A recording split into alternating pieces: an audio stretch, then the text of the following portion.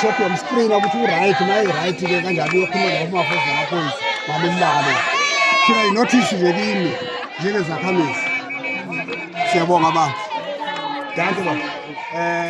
Senza idododo abantu wena kuseyakho wena umnikazi wekhaya unothisa ukhulumisana nomqashi ukuthi hayi ke ama-South Africa athi sekuphelile bafowethu kungaze kufike leya date leya ngoba sifuna ingenelela le kuseyinothisi yomlomo ze-verbal notice.